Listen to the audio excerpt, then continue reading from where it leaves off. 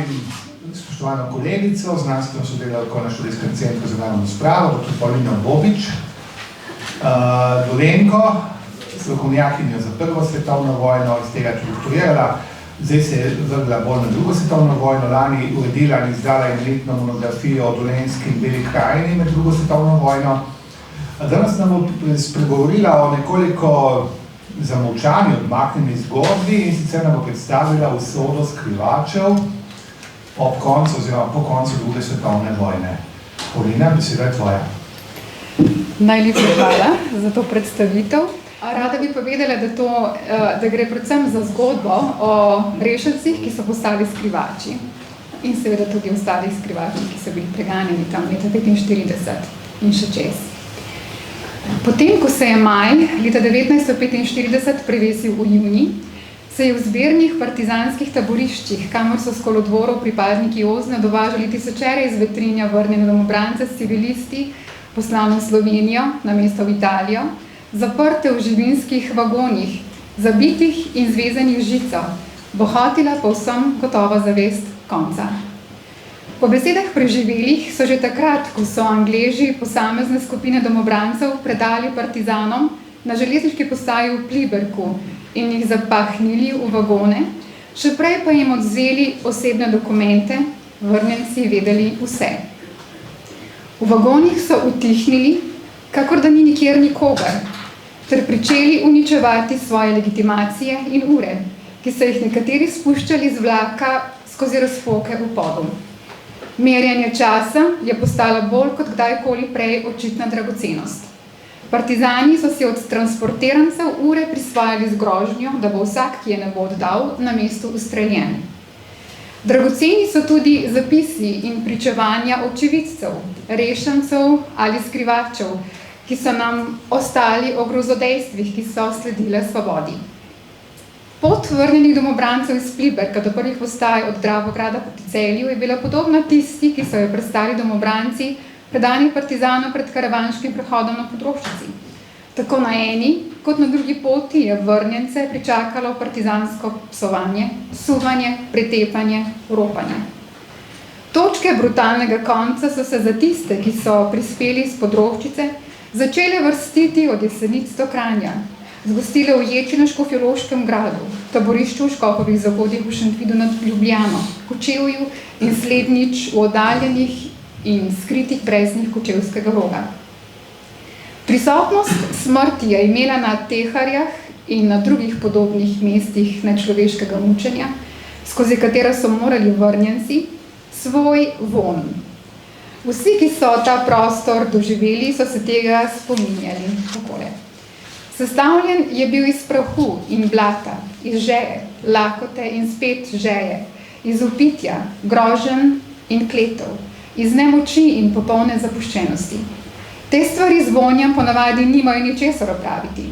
Na Teharjah pa so se premešale med seboj in spremenile v snov, ki je kot megla visela v zraku in smo jo vsi čutili kot vonj. Tudi prvo srečanje z vrnjenci v zabitih vagonih dolgih transportnih vlakov je naznanil vonj, ki ga je Oznovec na mariborskem kolodvoru opisal kot grozen smrad, a je tega spremljal še bolj grozen prizor. Ko so železničarji skupaj s knojevci odbili in odprli vsa vrata, je bilo v vagonih po okrog 60 ali več navadnih domobrancev v uniformah s posameznimi civilisti, tudi otroki, ki so bili kakor živina, brez vode ali hrane, zaprti med lastnimi iztrebki in v popolnem duševnem šoku. Toda močno zastražena tranzitna taborišča komunističnih osvoboditeljev, kamor so ti odgnali svoje žrtve, se prav tako niso postavljala samo s svojim značilnim videzom, ampak še eno vrsto vonja.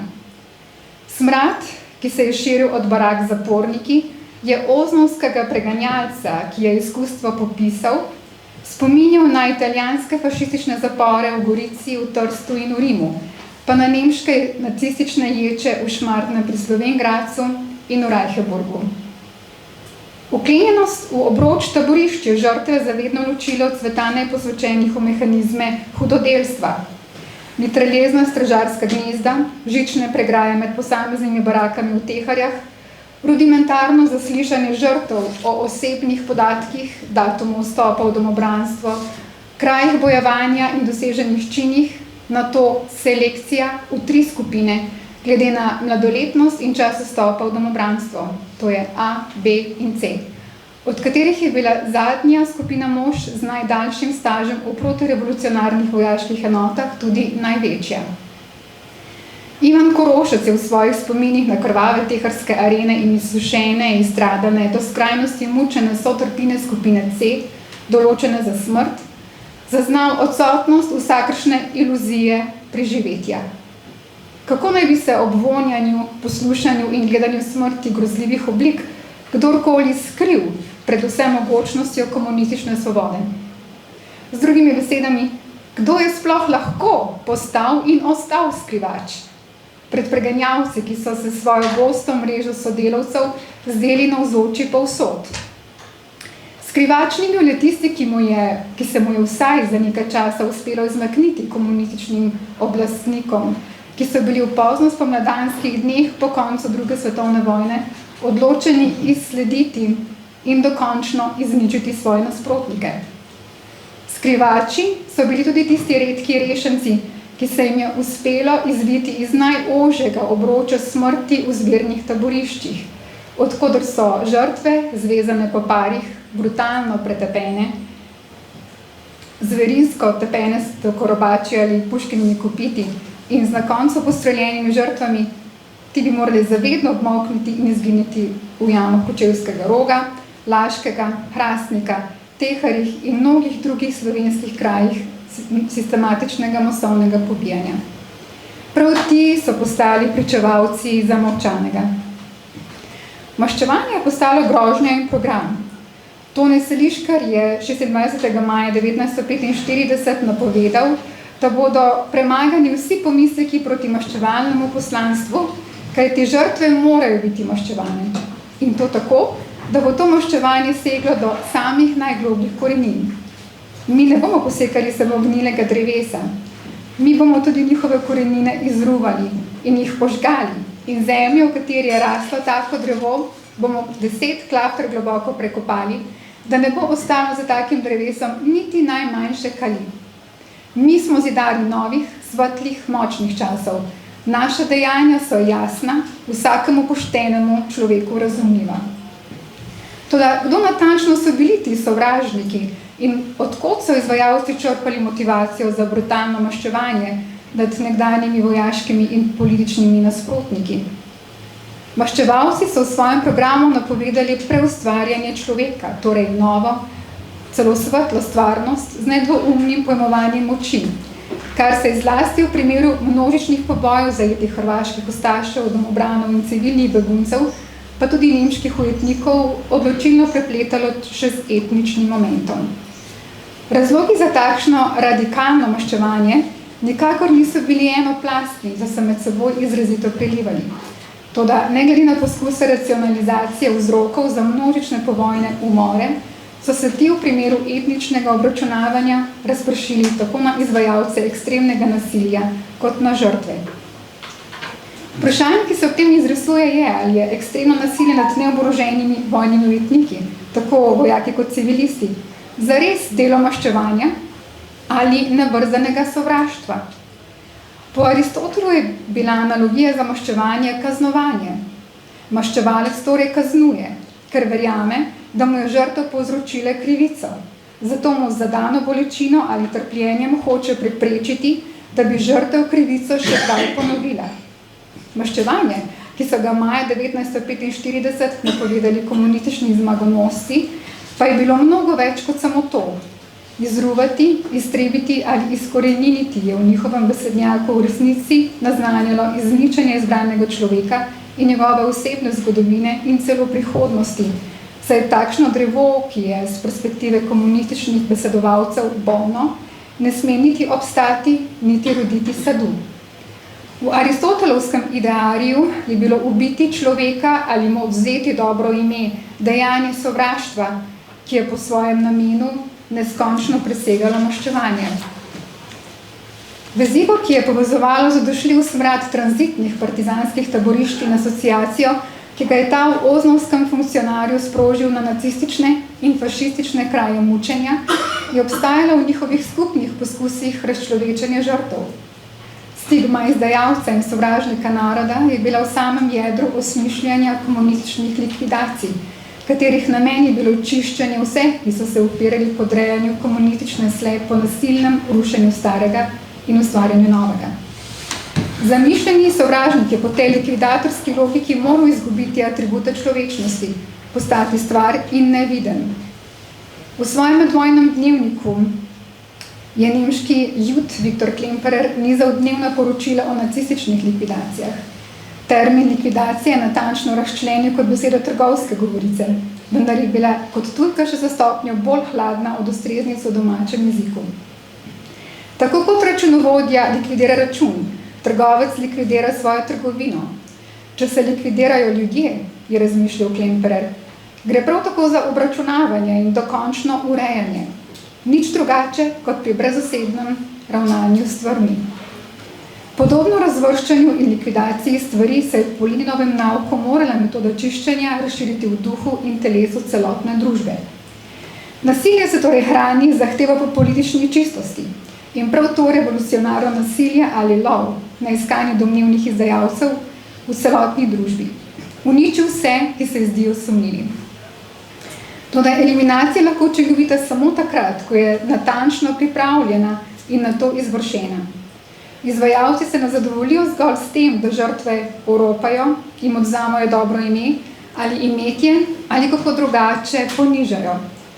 V samem bistvu privrženosti ideji čiščenja je fanatična gorečnost, voljnost, da se označene ljudi izsledi in ubije. Kot je Klemperer zapisal v svojih opažanjih v nacistični Nemčiji, je fanatik človek v verskem zamaknjenju, v ekstatičnem krču, ki ga poganja, da vidi izničenje ali preganjanje drugih kot pravično, potrebno in hvale vredno. Javno ponižanje in proces dehumanizacije se vedno in najučinkovitejše začne z uporabo živalskih prispodob ali pomanjšanje človeka na raven bacila, golazni, s čimer se osebe, ki so stigmatizirane kot sovražne, dovolj jasno označi kot nevredne za življenje. Če so bili domobranci v živinskih vagonih, ki so stali na žgočem soncu na postaji v Mariboru, neznosno žejni od poletne vročine in od salmijaka trgovno onesnaženih desk, so partizani železničarjem prepovedali, da bi belim psom nosili vodo. Če so partizani vrata vagonov odprli, so zaprte domobrance pretepali in zmerjali sodrgo. Ob prihodu transporta v Celje pa so ozmerjane bele svinje z enim od vlakov potegnili 4 km nazaj proti Mariboru, kjer je v neki soteski stalo približno 70 vagonov. Nikomor ni bilo dovoljeno, da bi jim tešil žejo in lakoto. Masovne eliminacije in njihova najbolj grozovita različica so zapleten fenomen in privzamejo številne oblike in podobe, ki presegajo preproste ali redukcionistične slogane o totalnosti vojne, banalnosti zla ali celo industrijskem ubijanju. Hudodelec, torej tisti, ki dela hudo, svojim ravnanjem in besedovanjem ustvarjajo vtis, da so določene skupine ljudi nevarne ali odvratne, in to tako zelo, da si zaslužijo izničenje. Morda se ob tem v prvih junijskih dneh leta 1945 najbolj povedne pripovedi prič o brutalnih mučenjih domobrancev in njihovih svojcev, ki so se stopnjevala na celjskih ulicah in cesti proti taborišču v Teharjah. Pretepanje ljudi, teh ljudi, z biči, teptanje s konji, gnanje trpinčenih po čredo živali ali še bolje, kot smeti, ki se jih sme in mora zavreči, je bil nezmotljiv pokazatelj dominantnosti. Mučenje in degradacija sovražnikov pred občinstvom sta potrjevala, da je videz vsekakor pomemben. Če ljudstvo spozna in verjame, da ima nadrejeni moč, mu bo čustveni vtis med ljudmi gotovo pomagal pri vladanju in v zameno pripomogel k večanju njegove dejanske moči. Že Adolf Hitler je postregal z srhljivo verzijo tega uvida, ko je izrekel naslednje besede. Nemogoče je vladati zgolj s silo. Resnično, sila je odločujoča, toda enako pomembno je imeti tisti psihološki moment, ki ga potrebuje živalski dreser, da obvlada svojo zver. Biti morajo prepričani, da smo mi zmagovalci. V slednjo prepričanje je seveda mogoče podvomiti, vendar je vredno pripomniti, da med gledalci takšnega razkazovanja moči niso samo podrejeni. Tudi elite se hranijo z lastnimi predstavami nadvlade. Končni cilj preopisanega sprevoda oziroma domobranskih in civilnih transportov iz Pliberka je bilo tekarsko taborišče, ki so ga med vojno slovenski ujetniki postavili nacističnim oblastnikom za zbiranje Hitlerjeve mladine. Vstop van je bil za skrajno mučene ljudi kakor iniciacija. Vsaka skupina postoji morala v teku preiti vhod. Od vojakov ločeni častniki ali počastniki in duhovniki so bili kot arhetipski sovražniki, odgnani v poseben bunker in sadistično mučeni, medtem ko je vzvišena simbolna vrednost njihove službe še povečala zastrašujoč učinek degradacije njihovih teles. Toda izvajalci ekstremnega nasilja, ki so rezali in pohabljali ude, se niso ustavljali samo pri fizičnem uničevanju. Skušali so podreti še zadnje gradnike človekovega dostojanstva in svobode, medtem ko so z ujetnikov trgali in mandrali rožne vence, križce in svetince. Toda iskanje duhovne utehe v molitvah zapornikom ni mogel prepovedati nihče. Pri pripravah na smrt, med poslušanjem posameznih strelov, daljših rafalov v bližini taborišča, pitjem in kriki žensk in otrok so možje po pričevanjih preživelih molili skupaj ali posamično. Tistih, ki so bili po noči izklicani, zjutraj ni bilo več nazaj. Po desetinah so jih v partizanskem spremstvu odgnali pred glavna vrata, ob čemer so odhajajoči vedeli, da je pred njimi samo še smrt. Na cilju so izvrševalci ujetnike ponovno pretepli, najbolj izmučene pokončali s puškinimi kopiti, iz drugih živih strgali še zadnje oblačila, nato pa zvezane odgnali proti morišču. Po pričevanju rešenca se je na hrastniškem hribu odvijalo nepredstavljivo. Samo posamezne pare so spuščali k jami. Morišče je bilo razsvetljeno z jamskimi svetilkami, ki so bili v velikem krogu navezane po drevju. Dva partizana sta stala na kraju morišča in streljala v tilnik. Streljala sta v popolni tišini, brez besede. Drugih partizanov nisem videl. Ubijanje se je vršilo precej hitro. Dobre 1/4 ure je poteklo, ko sva prišla s prijateljem na vrsto. Odvezali so naju od drugih domobrancev. Postavila sva se pred jamo. Partizana sta ustrelila eden za drugim, ne istočasno. Prvi strel je mojega sotrpina zadel v polno in ker me je zračni pritisk prve strojnice s kolegom vred odnesel v jamo, me je strel namenjen meni samo ošvrknil po desnem licu. Padal sem na kup krvavih trupel in izgubil zavest. Iz nezavesti me je prebudilo streljanje in prestreljena telesa, ki so padale name. Zavedel sem se, da ležim v luži krvi med mrtvimi in ranjenimi. Nad jamo sta še vedno drdrali brzostrelki. Naprej je rešenec opisoval, da se mu je uspelo izvleči med streljanjem, med vzihi in stoki, saj niso bili vsi smrtno zadeti in se s krajnimi napori preko trupel povzpel na skalo nad njim in v kotanjo za grmom, kjer je bil varen pred streli na ranjence. Slišal je postreljene, ki so sami moledovali za smrt. Morilci pa so vanje pošiljali rafale in na koncu bombo, ki je eksplodirala. Potem je v najbolj bizarnem trenutku v bližini jame s okrog 2000 pobitimi in enim živim, ki se je skrival poleg morišča, zaigrala harmonika. Zaobjal se je nastopil trenutek triumfa. Zadnjimi močmi se je rešenec iz hrastniške jame podal na beg po navadnih odročnih vaseh, so mu kot skrivaču pomagali posamezni dobri ljudje. Skrit v notranskih gozdovih je v nekaj tednih vendarle pritegnil pozornost in na smegah so se pojavili listki, da je v tem predelu skrit neki sovražnik narodno-osvobodilne vojske in da dobi visoko nagrado tisti, ki ga doseže ali prijavi. Uspelo se mu je prebiti na Primorsko in od tam v angleško cono.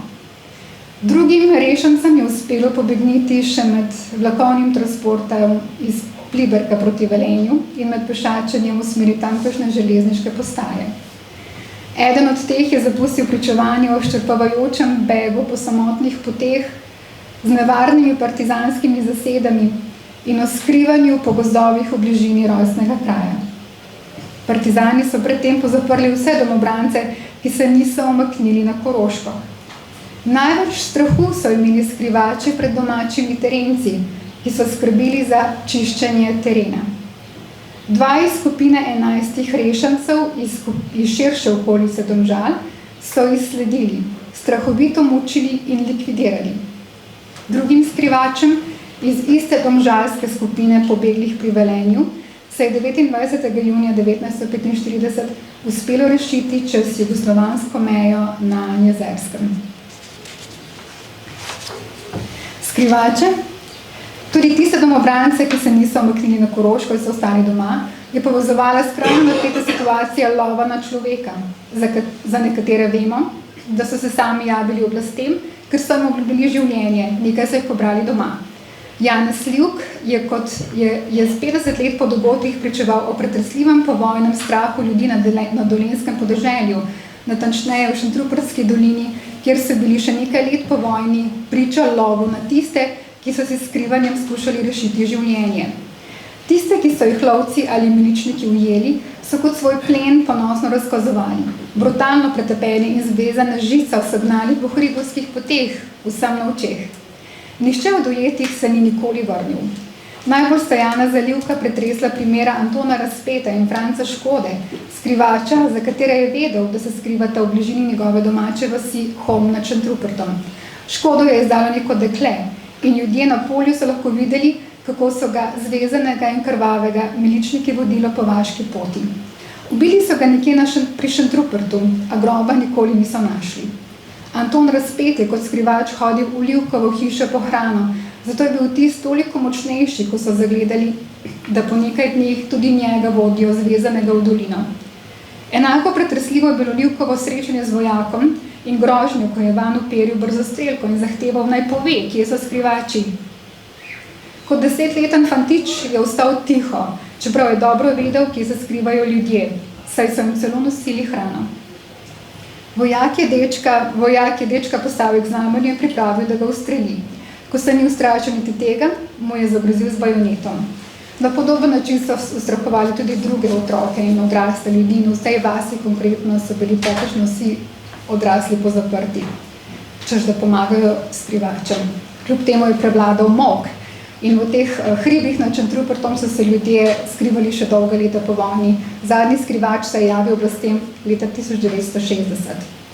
Če so bila hudodelstva, ki so jih doživeli rešenci oziroma skrivači, vsaj v slovenski javnosti pol stoletja zavita v tišino, so ti dobili svoj glas o povojni emigraciji.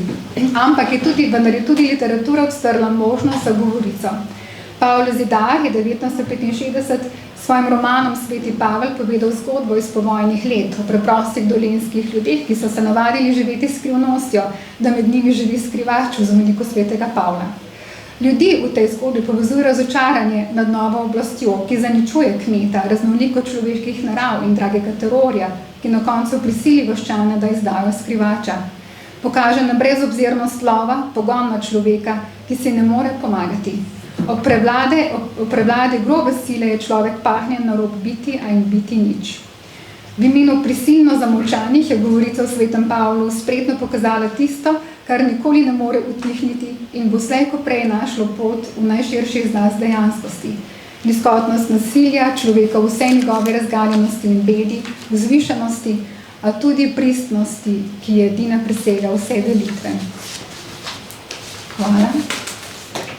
Vabim pa k besedi že drugega referenta v tem panelu, to je dr. Matic Batič, vipavski vojak, sodelavec Študijskega centra za narodno spravo, ki nam bo predstavil referat od grobov do spomenikov, politika spominjanja padlih na Primorskem po drugi svetovni vojni. Matic je človek mnogoterih talentov in raziskovalnih področij zlasti 20. stoletja. Njegov referat je pravzaprav samo nekaj vrste nadaljevanje njegove doktorske dizertacije v časovni klinici. Matic, beseda je tvoja. Ja, hvala lepa Renato za to predstavitev. Mogoče bi se nekako na začetku tako čisto spontano navezal na nedavni oziroma ravno kaj predstavljeni referat kolegice Pavline, ki je res zelo pretresljivo predstavila te izkušnje in med drugim omenila tudi, kako ta eliminacionistične težnje nekako izvirajo iz želje po po neki politični popolnosti oziroma po odstranitvi vseh tistih, ki naj bi temu stanju nasprotovali. In ravno vprašanje spomina je verjetno eno izmed tistih področij, kjer je ta težnja poleg tega fizičnega uničevanja ravno tako zelo močno prišla na dan. Kot rečeno, moj današnji referat obravnava vprašanje politike spomina na Slovenskem takoj po koncu druge svetovne vojne, pri čemer se osredotoča zlasti na ozemlje Primorske. Torej, gre za del Slovenije za nekdanjo Rapalsko mejo. Na začetku je seveda smiselno izpostaviti, da vprašanje spominske politike do padlih vojakov oziroma ostalih žrtev vojne pogosto predmet raziskav v različnih vidikih humanistike oziroma disciplinah humanistike tudi v slovenskem kontekstu. Kljub temu pa še vedno obstajajo vidiki, ki ostajajo precej slabo raziskani in jih lahko gotovo dodatno osvetlimo, kar je nekako tudi osrednji namen mojega današnjega referata. Študije spomina pogosto izpostavljajo predvsem politično razsežnost spominske politike. Dejstvo je, da spominjanje padlih gotovo v številnih kontekstih ni zgolj humanitarno ali moralno dejanje, temveč pogosto nosi tudi politično vsebino.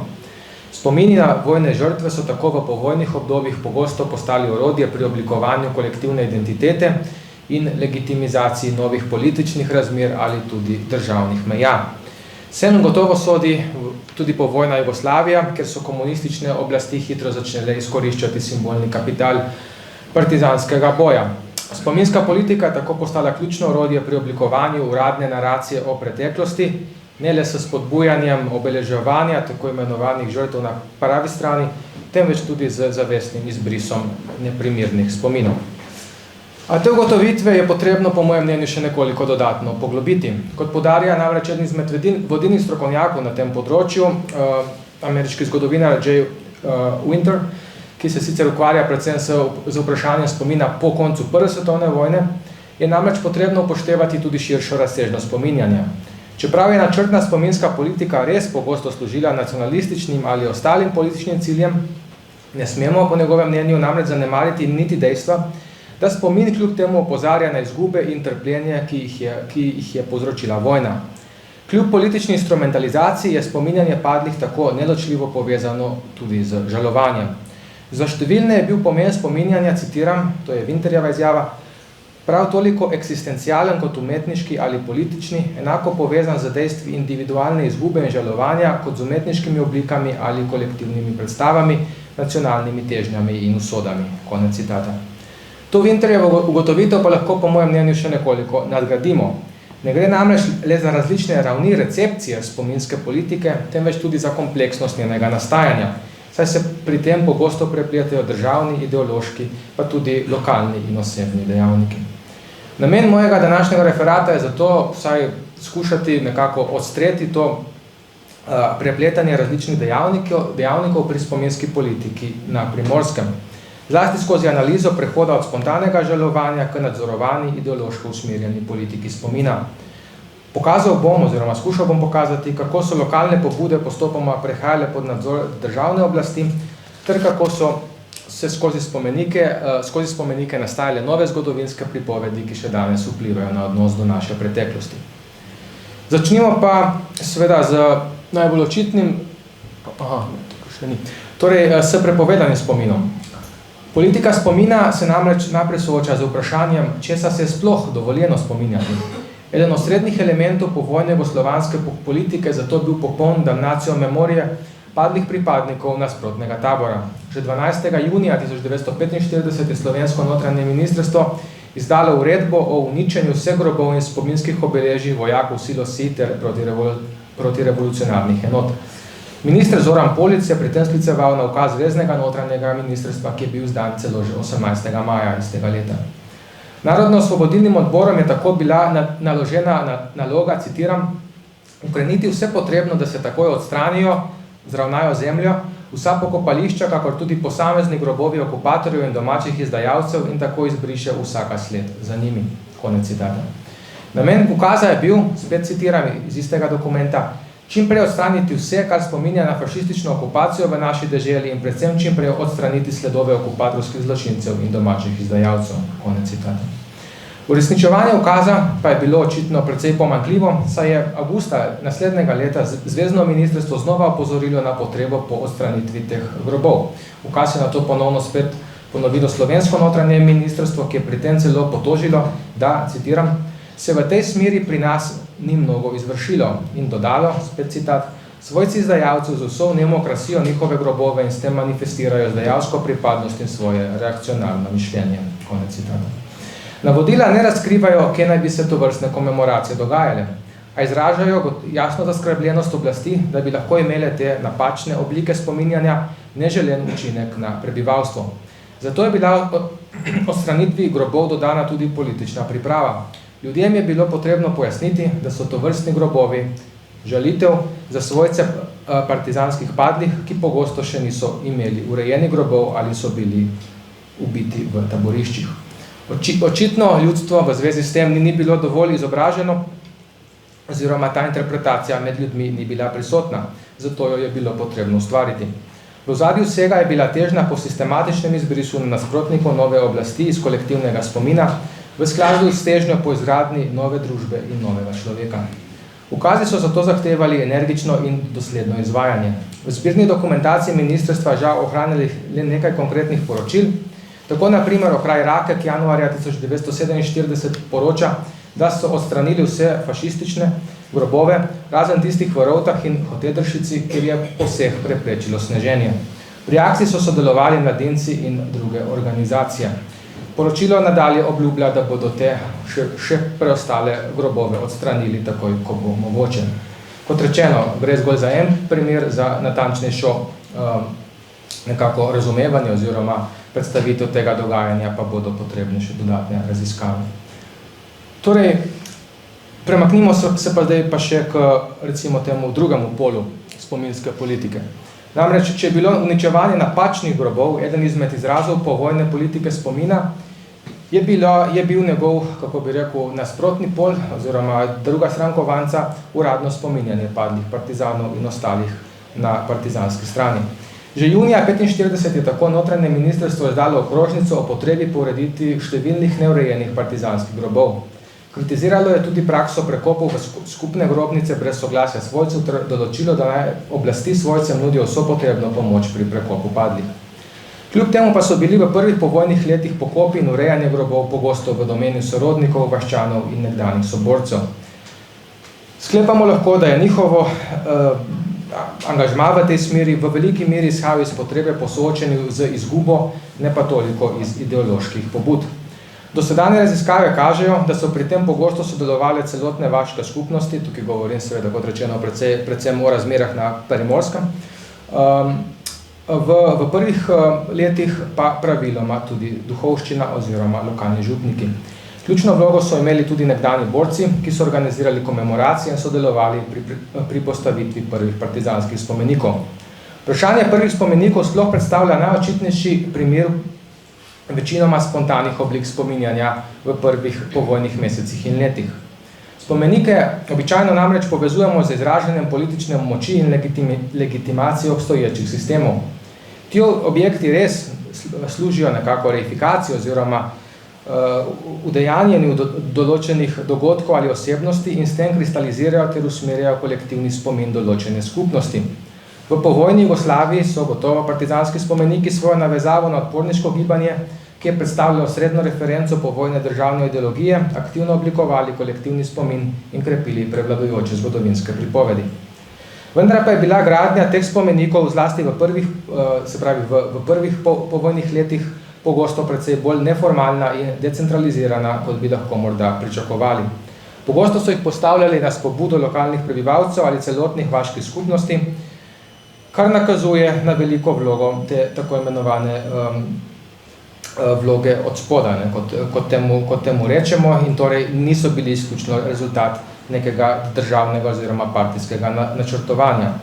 Organizatorji zato pri postavitvi teh prvih spomenikov večinoma niso upoštevali formalnih arhitekturnih zahtev in pogosto niso vključevali usposobljenih strokovnjakov. Avtori so bili največkrat lokalni kamnoseki ali zidari, gradnja pa je običajno potekala s pomočjo celotne vaške skupnosti.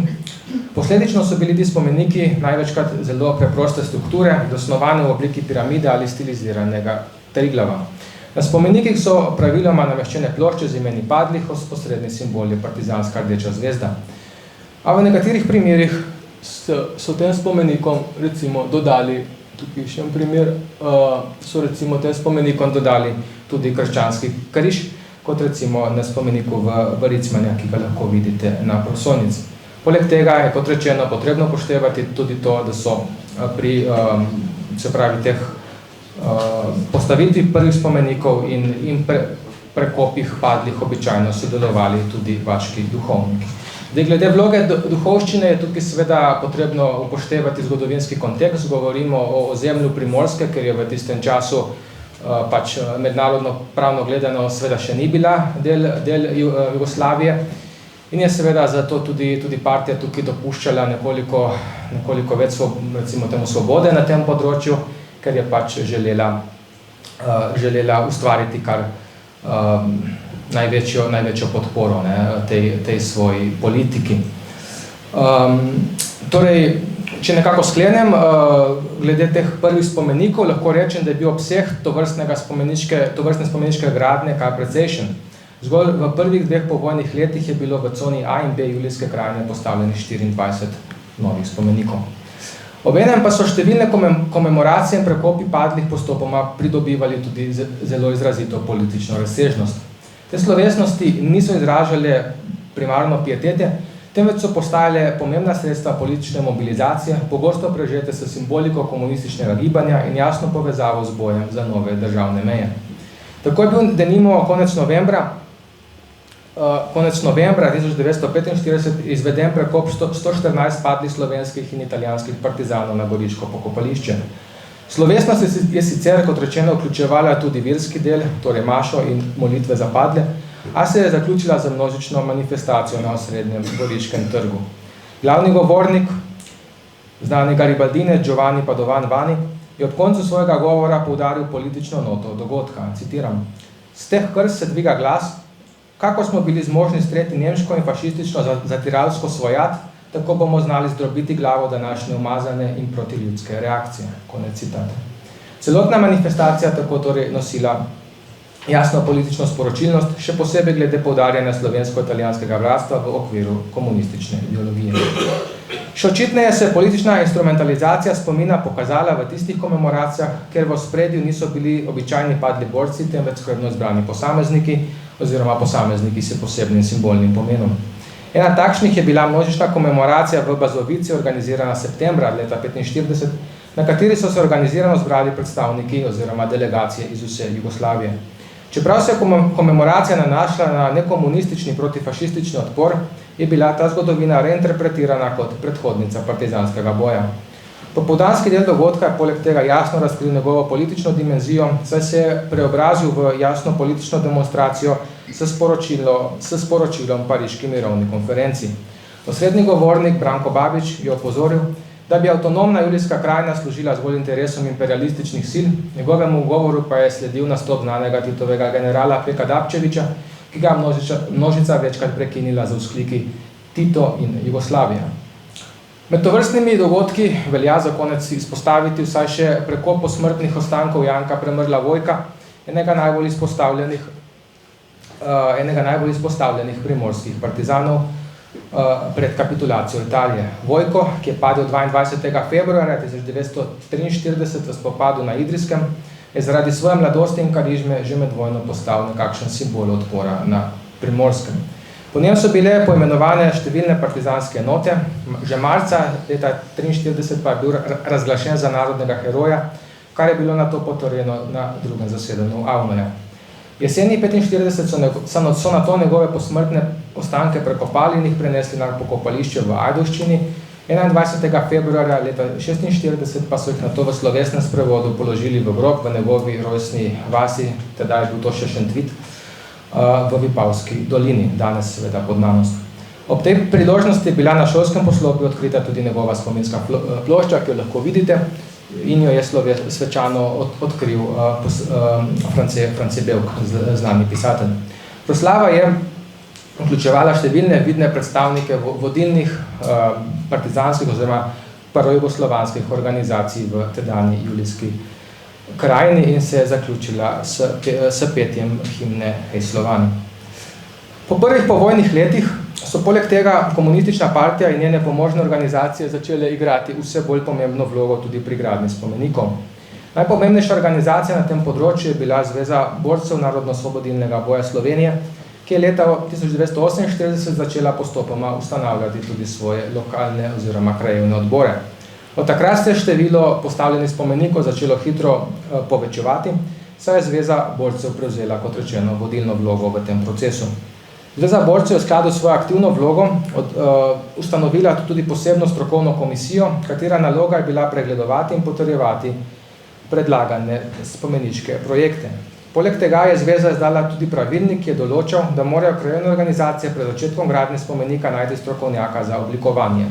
Če tega strokovnjaka niso imeli na lokalni ravni, so morali zaprositi za pomoč posebne komisije ustanovljene pri Zvezi borcev. V vsakem primeru pa so morale krajevne organizacije obvestiti komisijo o svoji nameri postavitve spomenika. S tem je torej Zveza borcev prevzela vse bolj centralizirano vlogo v procesu postavljanja spomenika, kar se je posledično jasno odražilo tudi v značilnosti spomeniške arhitekture. V začetku 50. let je torej v ta proces začela jasno vstopati tudi stroka, saj so se na tem področju angažirali številni vodilni slovenski arhitekti in kiparji, na primer tudi Jože Plečnik, Edvard Travnikar, Boris Kalin, Frančišek Smerdul in tako dalje. Zaradi tega so se spomeniki začeli arhitekturno razvijati in pridobivati na monumentalnosti oziroma svoji impozantni vlogi v prostori. V mnogih primerih so vključevali kipe junaških partizanskih borcev ali trpečih civilistov, kar je, kot rečeno, predstavljalo, lahko bi rekli, materializacijo ideologizirane vizije preteklosti in prispevalo k legitimaciji režima, še nekaj primerov. Vendar pa to obenem tudi ne pomeni, da so oblasti v popolnosti prevzele nadzor nad procesom. Dinamika postavljanja je, če se pač posvetimo posameznim konkretnim primerom, je marsikdaj še vedno bila precej kompleksna, saj so oblasti v nekaterih primerih morale upoštevati lokalne pomisleke in želje, da bi lahko pridobile večjo legitimnost za svojo odločitev in legitimnost te, kot rečeno, zgodovinske pripovedi, ki so jo ti spomeniki izražali. Te prilagoditve so se dogajale znotraj jasno določenih ideoloških okvirjev, zato glavni ideološki namen režimske spominske politike na ta način nikakor ni bil ogrožen. To je, kot rečeno, jasno razvidno iz značilnosti številnih novih spomenikov, ki so svojo arhitekturno govorico postali vedno bolj usmerjeni k potrjevanju uradnih interpretacij zgodovine. Tudi njihovo število je začelo hitro naraščati.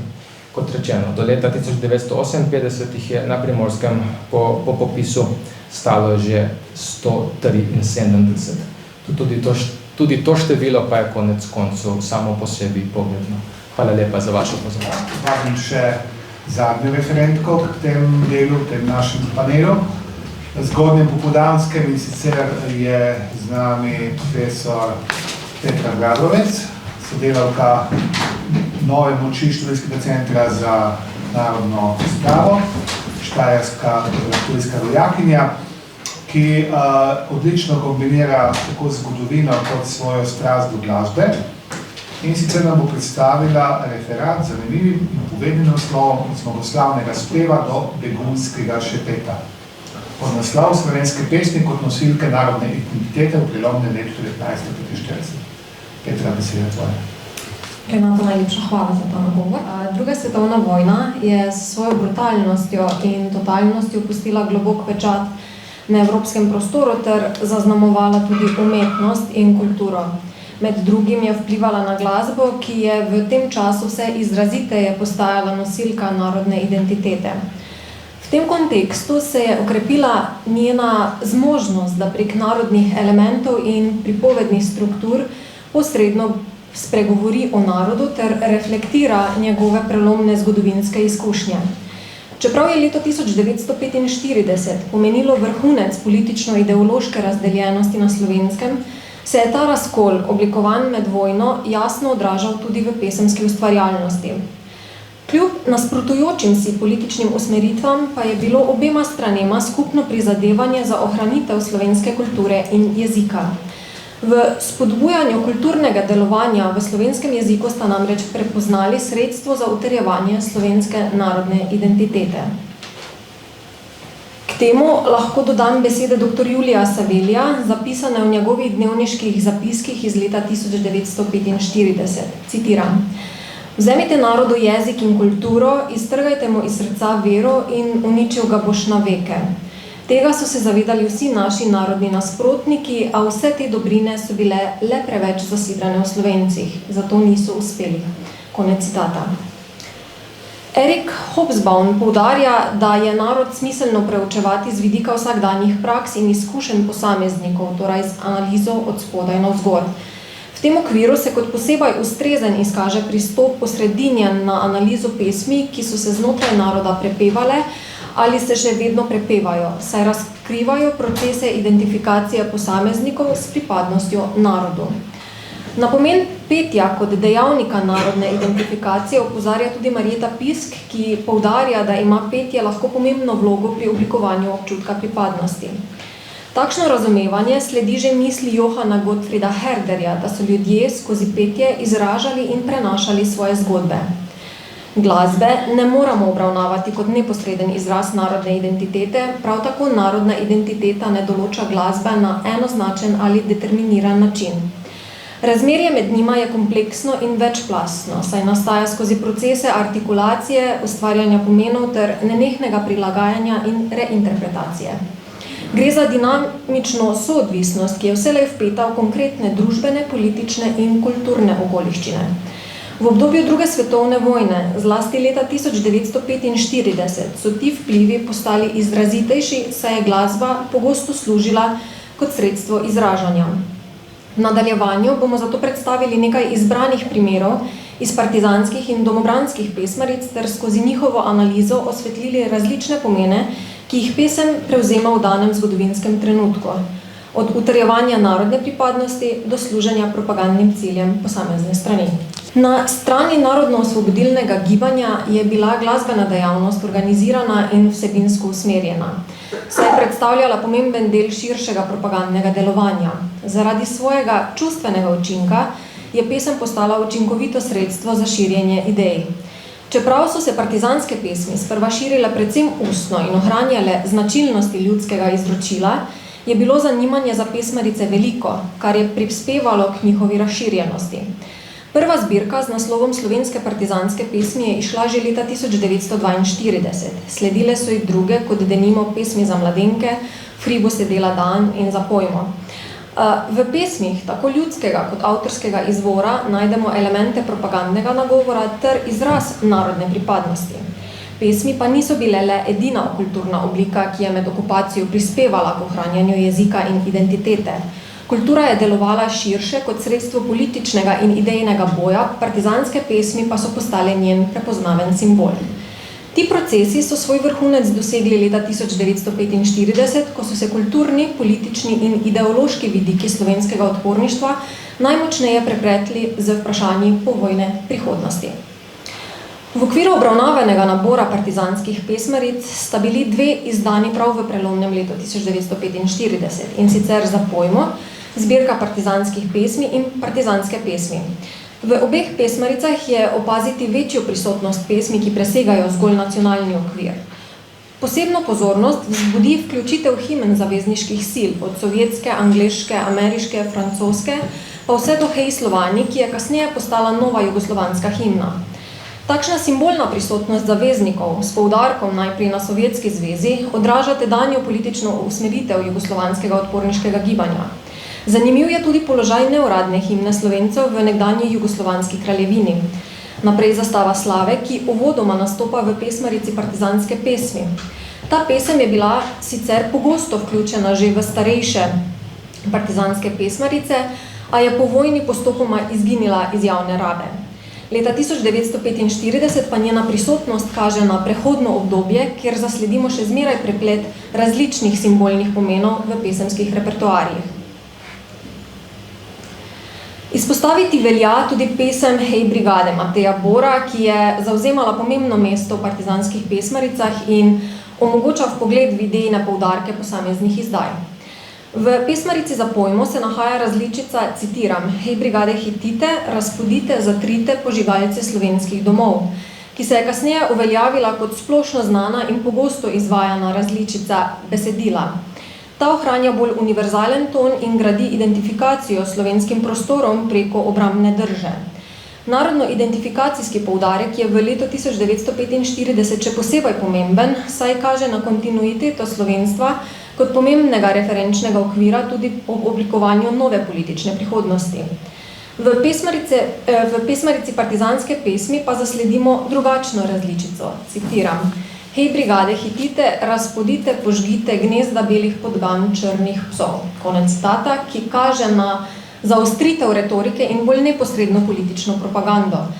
Z uporabo izrazov, kot sta bele podgane in črni psi, pesem sovražnika ne le zavrača, temveč ga dehumanizira. V prvem izrazu lahko namreč prepoznamo oznako za pripadnike slovenskega domobranstva, drugi pa aludira na vojaške enote nacistične Nemčije zlasti skozi vizualne asociacije. Takšna retorika nakazuje proces utrjevanja kolektivne lojalnosti skozi ostro polarizacijo. Navzočnost obeh različic v pesmaricah iz istega leta odraža ideološko in simbolno prehodnost časa, v katerem je glasba služila ne le krepitvi pripadnosti, temveč tudi jasnemu zarisovanju političnih ločnic. Želeli bi izpostaviti tudi eno specifiko slovenskih partizanskih pesmi. V naboru pregledanih pesmaric je zanimiva ugotovitev, da v obeh prej omenjenih izdajah zasledimo pesmi z omembo Josipa Broza Tita, kar za starejše izdaje ni značilno. Takšna vsebinska sprememba nakazuje premik od splošne naracije upora in kolektivne borbe k bolj izrazitemu poudarjanju vloge vodstva. Prisotnost voditeljeve figure v pesmi odraža spreminjajočo se politično realnost ob koncu vojne. Pesem Pozdrav Tito predstavlja značilen primer besedila, v katerem se zrcali idejna naravnanost časa. Njena preprosta struktura in ponavljajoč se refren omogočata širšo dostopnost in enostavno ponotranjenje sporočila. Tito je v besedilo opredeljen kot osrednja osebnost, kar utrjuje njegovo simbolno vlogo. V tem okviru ima besedilo tudi jasno politično funkcijo. Krepi identifikacijo z novim družbenim redom, ki se vzpostavlja prav v prelomnem letu 1945.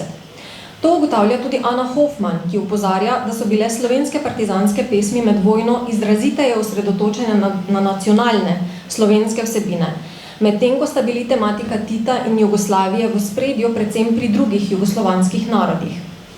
S pesmimi, kot sta na primer Pozdrav Tito in Tovariš Tito, se zaznava pomik k večji integraciji simbolike nove jugoslovanske oblasti v slovensko pesemsko tradicijo.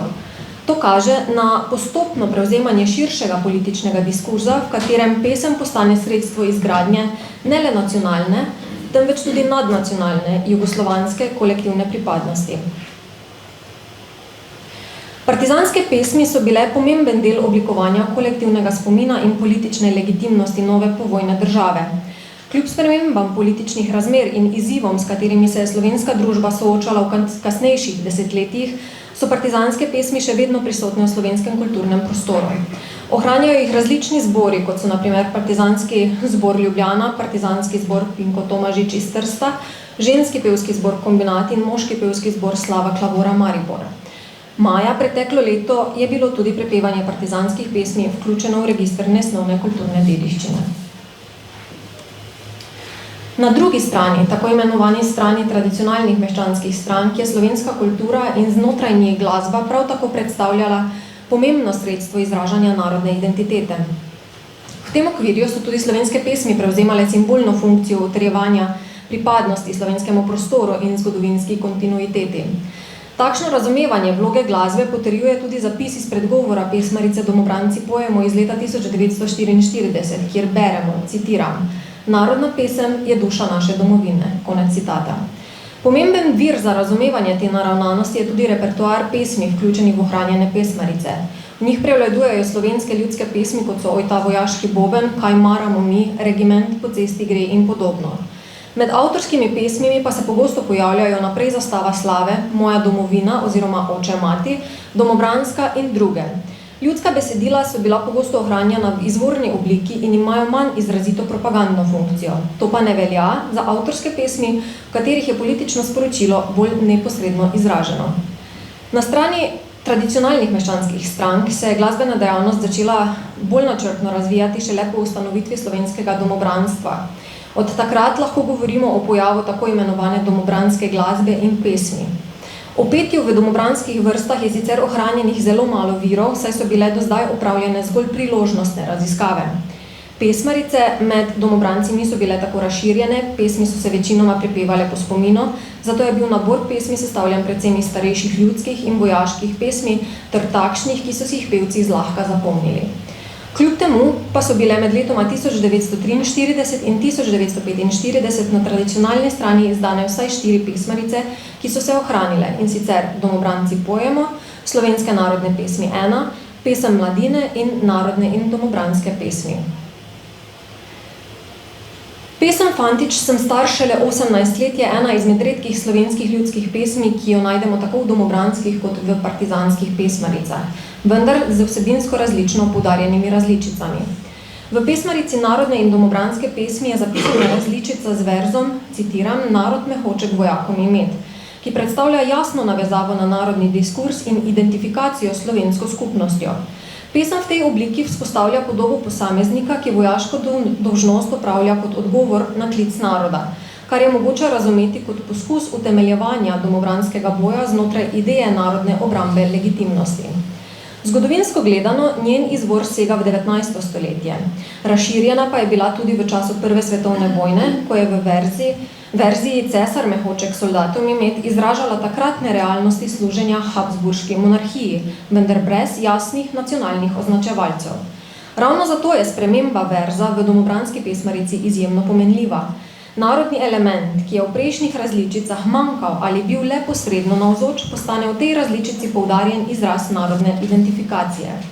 Za dopolnitev je mogoče omeniti, da se v partizanskih pesmaricah pojavlja tudi različica z verzom Hitler me hoče k soldatom imet, ki pesem uvršča v protifašistični kontekst, pogosto z dodatnimi vrsticami, ki poudarjajo razredni boj in kolektivno osvoboditev.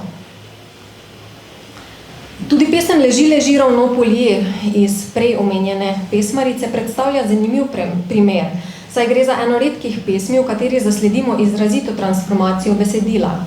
V tem primeru je tradicionalna ljudska pesem prilagojena trenutnim razmeram z vnosom eksplicitnih referenc na slovensko domobranstvo, versko simboliko in idejo narodne pripadnosti. Spremenjeni verzi, kot na primer slovenski domobranci so slovenski narod, kliče nas in presvitli Bog nas varval bo, vključujejo jasne ideološke poudarke, ki pesem ukrivljajo kot orodje za oblikovanje skupne pripadnosti in legitimacijo vojaškega delovanja domobrancev kot branitelja naroda in vere. Takšna preoblikovanost priča o tem, da so tudi na tej strani nastajali poskusi ustvarjanja simbolne povezanosti med tradicionalno kulturno dediščino in aktualnimi politično-vojaškimi okoliščinami. V pesmarici Domobranci pojemo je zapisana pesem Moja domovina, ki jo je uglasbil Alojzij Mal in je med pripadniki slovenskega domobranstva prevzela vlogo neuradne himne. Njena razširjenost in pomen sta razvidna tudi iz terenskega pričevanja nekdanjega domobranca, ki sta ga leta 2006 posnela raziskovalca Glasbeno-narodopisnega inštituta Mirko Ramovš in Urša Šivic. V omenjenem pričevanju je poudarjeno, da so domobranci pesem pogosto prepevali med vojaškimi vajami, kar potrjuje njeno umeščenost v vsakdanjo vojaško prakso. Besedilo pesmi temelji na močni emocionalni in vizualni evokaciji domačega prostora. Refren, v katerem se 3-krat ponovi vers Zdrava bodi moja lepa domovina, dodatno utrjuje osrediščenost domovine kot temeljne vrednote, ki presega zgolj geografski pojem in postane simbol duhovne in moralne zvestobe. Gre za pesem, ki v nasprotju z bolj eksplicitno propagandno usmerjenimi domobranskimi besedili nagovarja poslušalca predvsem preko univerzalnih motivov doma, skupnosti in narodne pripadnosti. Prav ta poudarjena emocionalna nevtralnost je najverjetneje omogočila širšo sprejemljivost znotraj tradicionalne strani. Čeprav Čeprav leto 1945 kot takšno ni zaznamovalo nadaljnega razvoja domobranske pesniške dejavnosti, so v predstavljenih primerih jasno razvidni elementi narodne identifikacije, ki so bili osrednji del kulturnega izraza znotraj te tradicije. Kulturna naravnanost, utemeljena na ljudski pesemski dediščini, je predstavljala pomemben način izražanja narodne pripadnosti tudi v času, ko je domobranska glasbena ustvarjalnost začela izginjati iz javnega slovenskega prostora. Tudi po maju 1945, ko so se številni Slovenci znašli v izseljenstvu, je pesem ostala ključen element ohranjanja narodne identitete. Značilen primer tega kontinuiranega kulturnega delovanja predstavlja emigrantski pevski zbor Slovenija, ki je bil aktiven v begunskih taboriščih Monigo in Servigliano v Italiji. Zbor je 21. marca 1946 nastopil tudi na audienci pri papežu Piju XII, kar priča o njegovi pomembnosti pri ohranjanju slovenske identitete. Njegovo tradicijo je uspešno nadaljeval slovenski pevski zbor Galos v Argentini, najprej pod vodstvom dr. Julija Savelija in kasneje Anke Saveli-Gasser. V več desetletjih svojega delovanja je zbor ohranjal in posredoval repertoar slovenskih pesmi kot pomemben simbolni in identitetni izraz. Prav slednje pričajo o tem, da je bila pesem tudi po letu 1945 še vedno ključni nosilec narodne pripadnosti in zgodovinskega spomina, čeprav umaknjena iz osrednjega kulturnega kanona. Leto 1945 je v slovenskem pesemskem izročilu pomenilo pomembno prelomnico. Do tedaj sta se sočasno razvijali dve politično in ideološko ločeni pesemski tradiciji, ki pa sta obe temeljili na poudarjanju slovenske narodne identitete. Konec vojne je to dvojnost presekal. Na strani narodne osvoboditve je začela nastajati uradna kulturna dediščina nove države, ki se je v javnem prostoru uveljavila kot zmagoslavni spev novega obdobja. Medtem, ko se je pesemska ustvarjalnost tradicionalne strani umaknila iz slovenskega prostora in se ohranila v okviru izseljenskih skupnosti kot begunski šepet izgubljene domovine. To razdvajanje kulturnega izročila razkriva, kako globoko je bila pesem vpeta v procese politične legitimacije in oblikovanja kolektivne identitete. Hvala.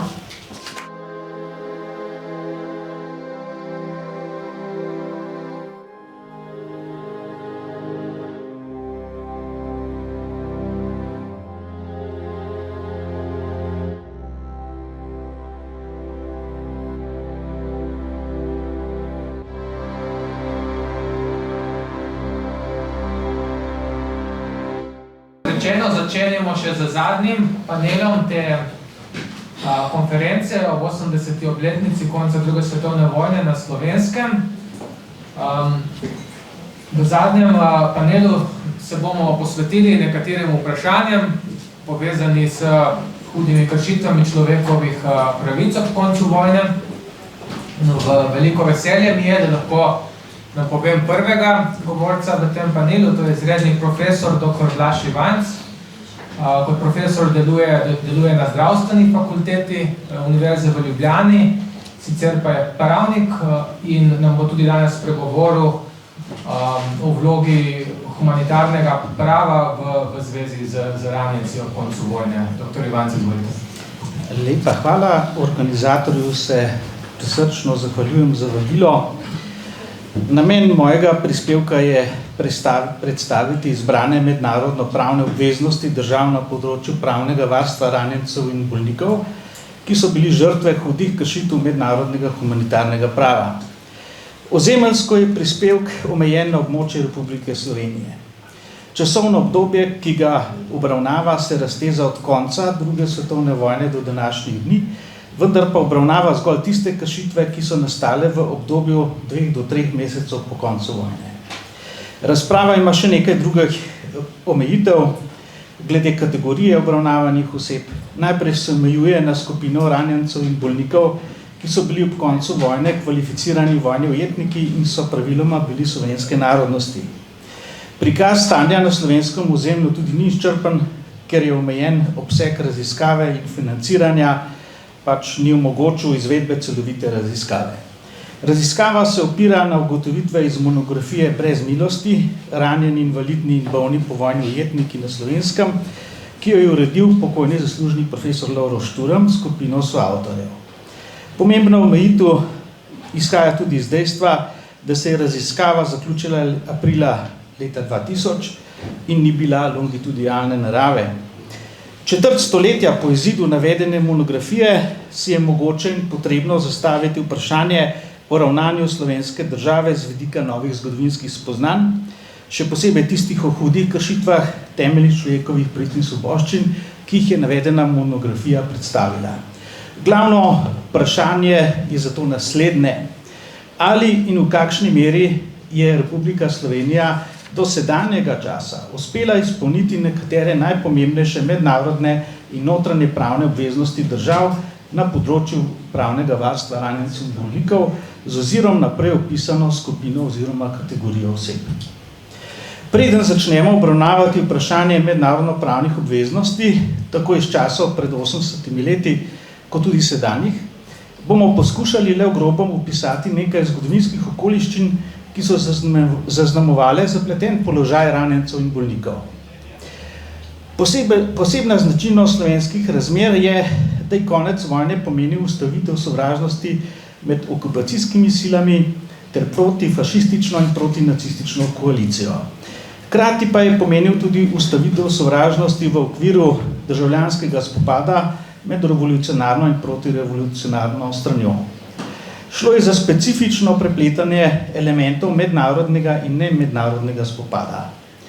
Spopadi so trajali do 15. maja 1945, v njih so bili udeleženi pripadniki različnih oboroženih formacij.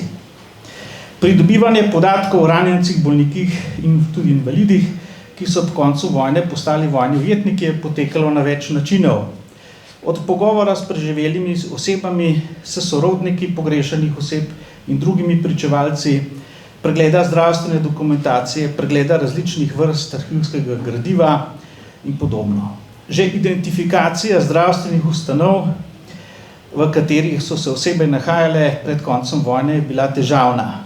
Nekatere zdravstvene ustanove so imele v celoti ali delno ohranjeno arhivsko gradivo, na primer Splošna bolnišnica v Ljubljani, za nekatere pa ga ni bilo mogoče najti, recimo vojne bolnice v Zaloški cesti. Poseben izziv za raziskovanje je bila okoliščina množičnega splošnega umika velikega števila ranjencev, bolnikov in invalidov iz zdravstvenih ustanov tik pred koncem vojne. Umik je potekal z različnimi transportnimi sredstvi, na primer z vozovi, kamioni, največji del pa sanitarnimi oziroma sanitetnimi vlaki. V raziskavi smo rekonstruirali potek različnih vlakovnih transportov pacientov iz Ljubljane. Zaznali pa smo tudi druge vlakovne transporte po drugih krajih v Sloveniji. Na njih so se nahajale največje skupine bolnikov, ki so ob zajetju postali vojni ujetniki. To je glavna okoliščina, ki je odločilno vplivala na njihovo nadaljnjo usodo. Pri zajetju so bile različne skupine ranjencev in bolnikov transportirane na druge lokacije, kot na primer taborišča, tudi zdravstvene ustanove, v zapore in na druge kraje. Pri posamezni skupini oseb, na primer iz Splošne bolnišnice v Ljubljani, smo uspeli ugotoviti, kako so se evakuirali, kam so bili vrnjeni, kdaj so bili premeščeni v zapore, ter kdaj so bili odpeljani na morišče. Na morišču smo verificirali obstoj njihovih posmrtnih ostankov s sondažo. Navedena preglednica prikazuje, kako je pravzaprav, koliko je bilo različnih lokacij. Seveda to niso vse lokacije, toliko smo jih uspeli identificirati. V Ljubljani je bilo še nekaj drugih lokacij, recimo na Realki, za Bežigradom, je bila bolnišnica, ambulanta za lažje ranjence, na Gradu so bili rekonvalescenti in poskušali smo ugotoviti približno število oseb, ki se je tam zdravilo. Vidimo pravzaprav, da je šlo za zelo velike skupine ranjencev in bolnikov, največje pa so bile skupine nemških pacientov. V telem stolpcu so prikazani zelo grobo transporti, ki so se odvijali, kdaj so posamezni vlaki odhajali iz različnih krajev, zlasti pa iz Ljubljane. Ugotavljali smo, katere osebe so bile na kakšnih transportih in naslednji stolpec prikazuje, kam so bile te osebe iz teh transportov, ki so bili zajeti, vrnjene in potem tudi v naslednjem stolpcu, kaj se je s temi osebami zgodilo. Gotovo je najbolj, najbolj zanesljive podatke smo pridobili o dveh ustanovah, zlasti v Splošni bolnišnici v Ljubljani, kjer smo lahko sledili po matičnih knjigah pacientov, katere osebe so se tam zdravile, kdaj so prišle, kdaj so odšle. Uspeli smo celo, potem ko smo z zelo obsežnim delom na terenu že naredili sezam, smo dobili v aprilu leta 2000 celo seznam iz te bolnišnice, ki ga je skrila častna sestra, ki je pomagala dr. Tavčarju. Tako da smo pravzaprav na koncu raziskave imeli kontrolni seznam za to ustanovo, če temu tako rečem. In seveda v zadnjem koraku smo tudi uspeli identificirati morišče, kamor je bila ta skupina ranjencev prepeljana, najprej iz Splošne bolnišnice v centralne zapore in potem 22. in 14. junija so bili ti ranjenci umorjeni pri Konfinu in izkop Konfina je tudi, obeh brezen pri Konfinu je tudi pokazal, da so to te žrtve. Te žrtve so bile tudi pokopane, v dveh primerih je bil pravno družinski pokop. Moram pa povedati, v detalje ne bom šel, ker bom prišel na pravni del, moram pa povedati, da najbolj ganljiva srečanja v tem raziskovanju so bila srečanja z sorodniki, ko so prvič po tolkem času izvedeli za usodo njihovih najdražjih. Zdaj pa prehajam na pregled nekaj podatkov iz pregleda fonda AS 1860 Partizanska saniteta.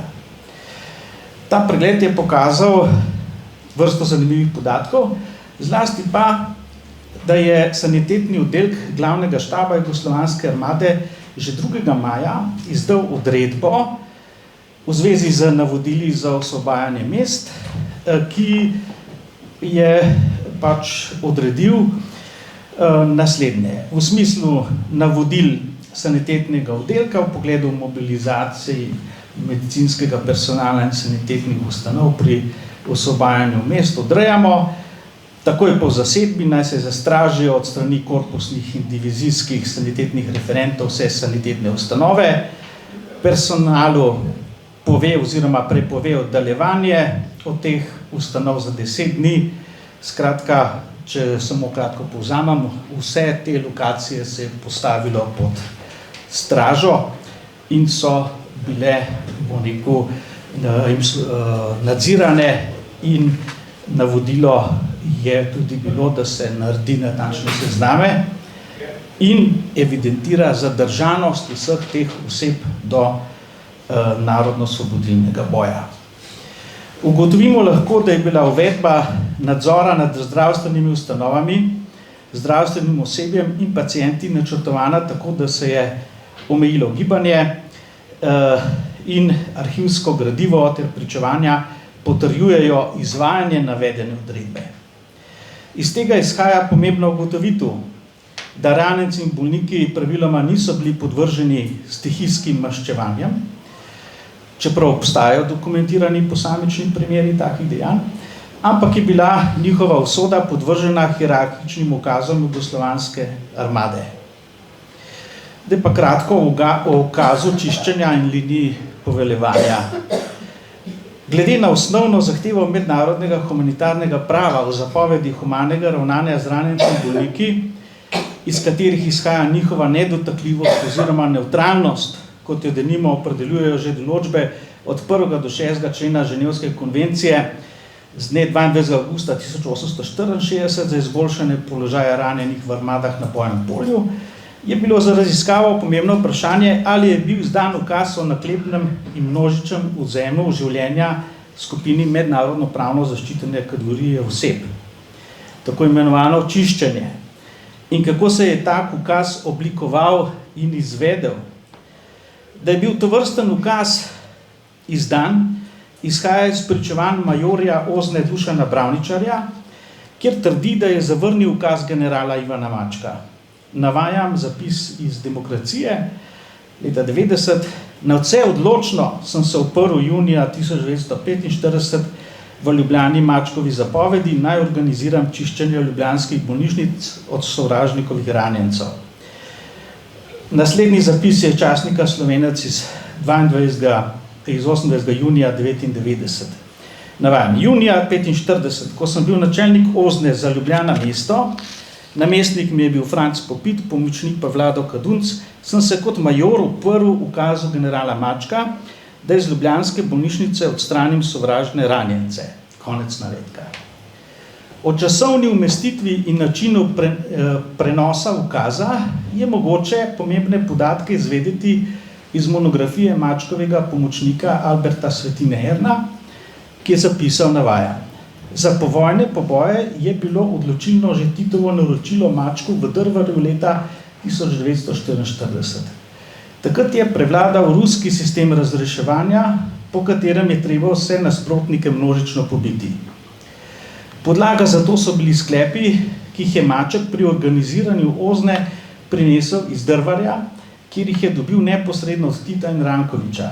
Vsi pripadniki protipartizanskih vojaških formacij so bili sovražniki, za katere ni sodišča, temveč samo likvidacije. Ko so ljudi množično pobijali, so točno vedeli, koga pobijajo. Večino slovenskih ljudi so pobili po zasliševanjih ali seznamih iz tako imenovane kartoteke. Ozna je med vrnjenimi in zajetimi protikomunisti delala sezname in jih zasliševala, ker je želela točne podatke o tem, kdo so in kaj so. Konec navedka.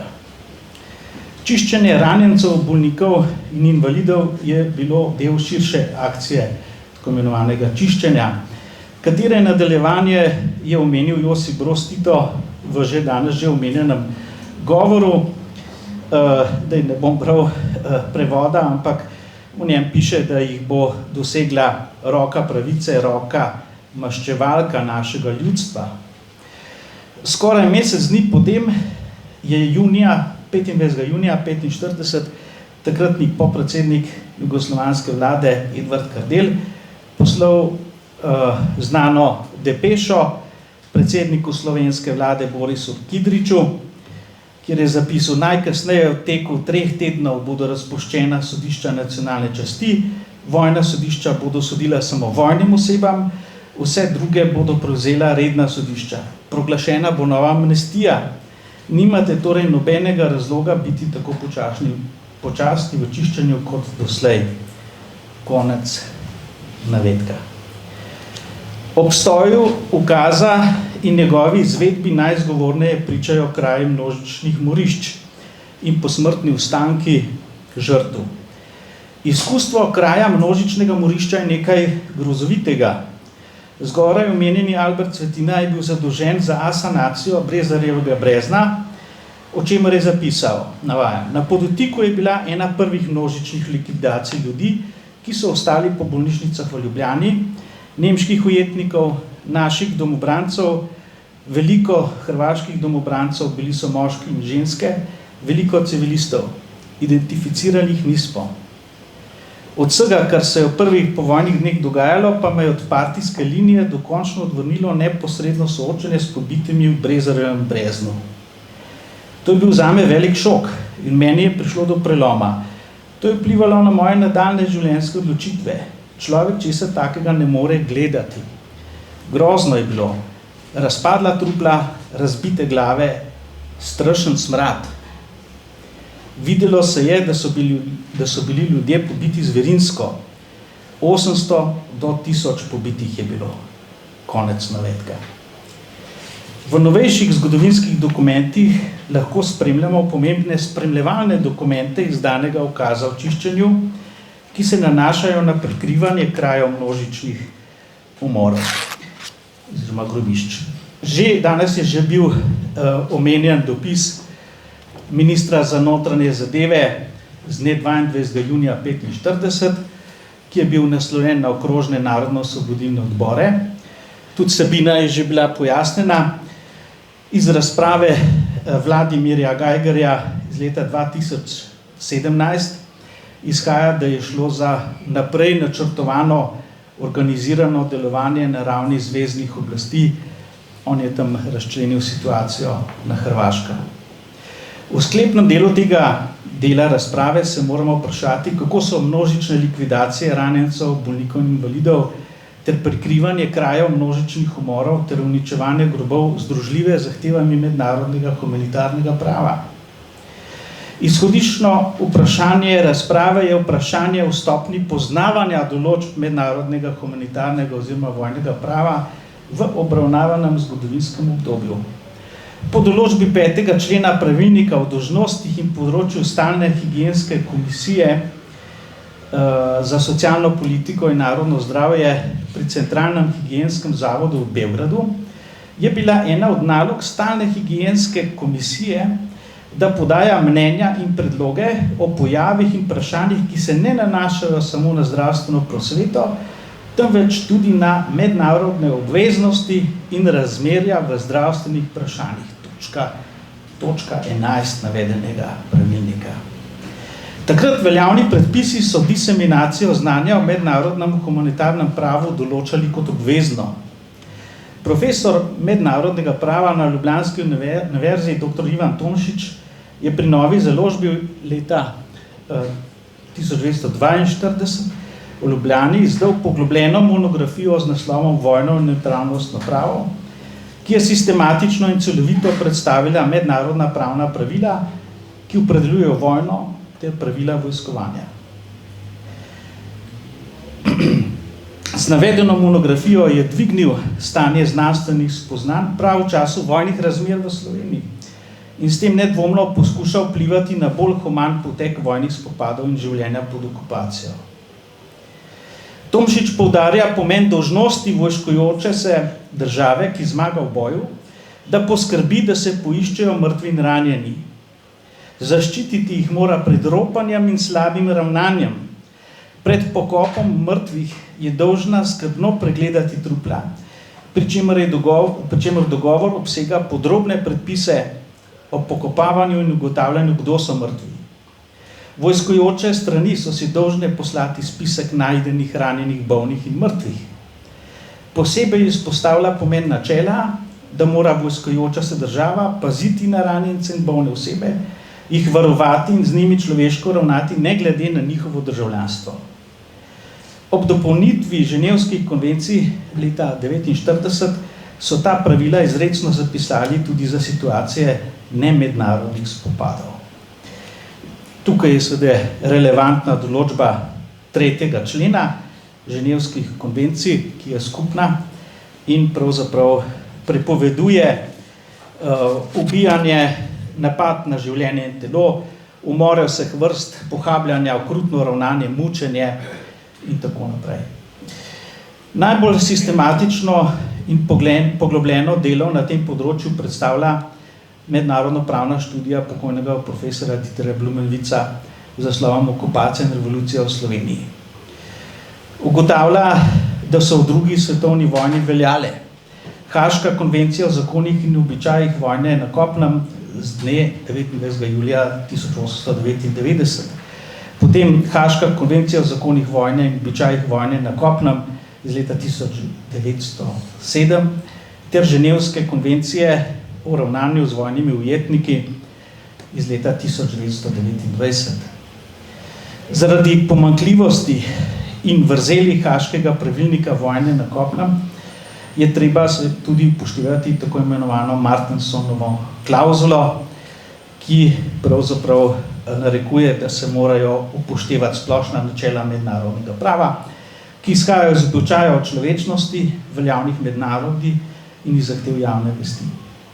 Blumenvic tako meni, da če dejanja okupacijskih sil, a tudi kasnejših strani v jugoslovanski državljanski vojni ne spadajo neposredno področje uporabe Haškega pravilnika vojne na kopnem, morajo biti podvržena pravnemu preizkusu po Martinsonovi klauzuli. Seveda je to za ranjence in bolnike iz vrst nemške okupacijske sile to vprašanje sploh ni relevantno, ker se uporablja Ženevska konvencija, tako da tukaj imamo pa tudi odgovor, kaj je s tistimi pripadniki drugih oboroženih sil.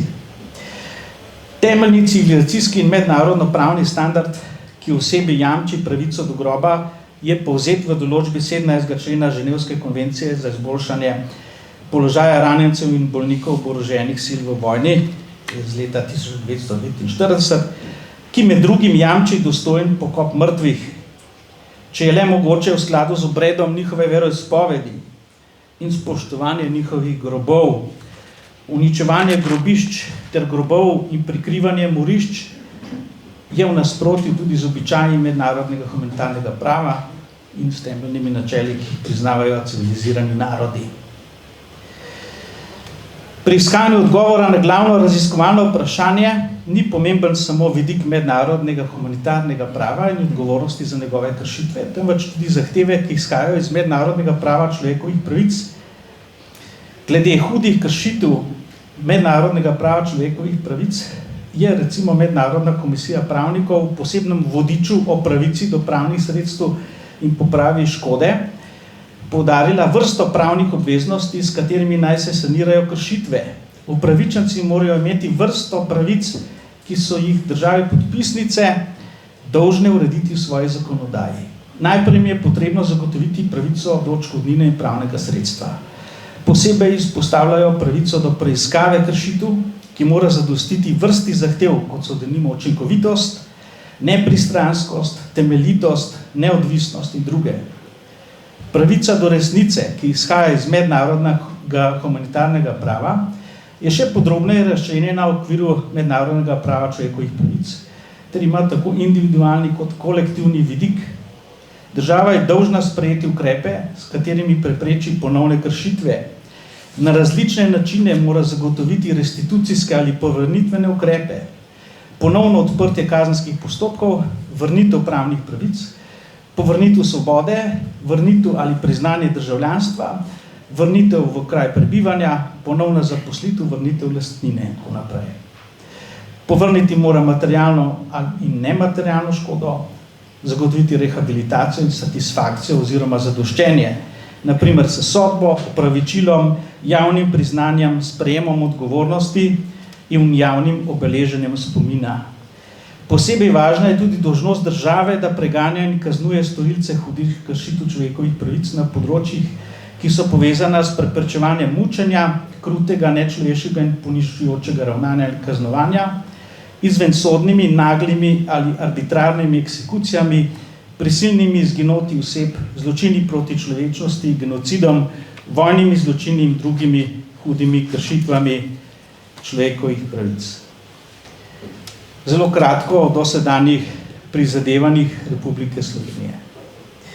Tudi v 30-letnici samostojne države ni bilo mogoče sprejeti deklaracije o narodni spravi.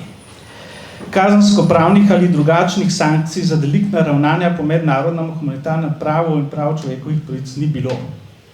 Republika Slovenija je bila neuspešna pri izvajanju določb konvencije o preprečevanju in kaznovanju zločina genocida kljub policijski akciji sprava.